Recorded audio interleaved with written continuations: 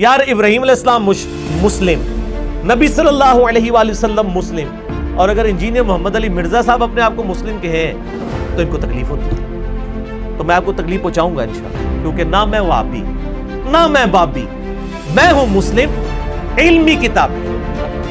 اہل سنت میں سے اپنے کارندے تیار کرتے ہیں جنہوں نے لبادہ اہل سنت کا پہناوا ہوتا ہے، اور حقیقت میں وہ رافضیت کے گندے لطفے ہوتے ہیں،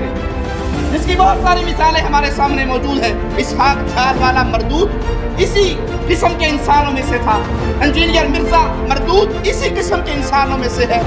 وہ پتہ نہیں کون ہے انجینئر مرزا جو ہے، اللہ کی قسم اگر جسے نابالغ مولوی کہیں تو نابالغ مولوی، نابالغ جانتے ہیں نا، ہے کہ نہیں؟ اگر کسی کو نابالغ مولوی کہا جائے وہ اتنا بڑا جاہل ہے۔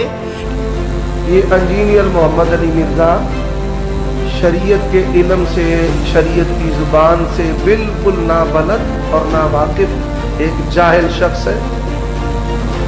جو باطل افکار و نظریات کا معجون مرکب ہے۔ بس اللہ نے بھی قرآن میں یہی کہا تھا کہ اگر تمہارے پاس علم نہیں ہے تو فنڈر گیری کی کوشش مت کرو،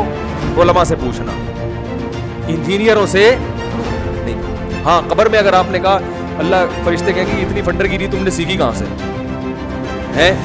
اتنی فنڈر گیری، اتنی پیچیدہ بحثیں تمہارے پاس آئی کہاں سے؟ تو پھر وہ کیا انجینئر سے پوچھا تھا، تو پھر فرشتے 4-6 رکھ کے تھپڑ لگائیں گے۔ وہ انجینئر ہے نا، انجینئرنگ کرے، یہ تو نہیں کہ ایم الفا تو آگے، ایم الفا کے علم سے بھی اس کا علم زیادہ ہو گیا، ماشاءاللہ، ان کی جوتی کے برابر بھی تیرا علم نہیں ہے۔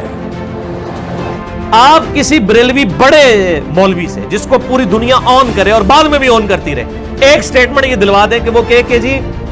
دیوبندی ہمارے بھائی ہیں، ہمیں ان سے علمی اختلاف ہے، انشاءاللہ ایک نہ ایک دن عذاب بھگت کے یہ بھی جنت میں چلے ہی جائیں گے، کہیں گے؟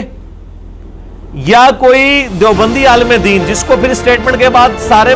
مولوی آن بھی کریں، وہ کہے کہ بریلوی ہمارے بھائی ہیں، ہمیں علمی اختلاف ہے، انشاءاللہ ایک نہ ایک دن یہ اپنا عذاب بھگت کے جنت میں چلے جائیں گے،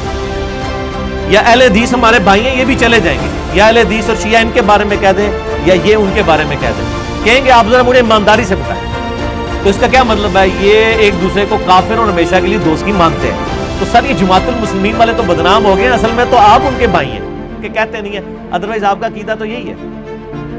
تو آپ ہمیں کیوں اس کیٹیگری میں فال کرواتے ہیں؟ یہ تو آپ کا عقیدہ، ہم تو سب کے پیچھے نمازیں پڑھتے ہیں، سب کو اپنا بھائی ڈکلیئر کرتے ہیں، سب کو چندے دیتے ہیں اور لوگوں کو کہتے ہیں ان کے پیچھے نمازیں پڑھتے ہیں۔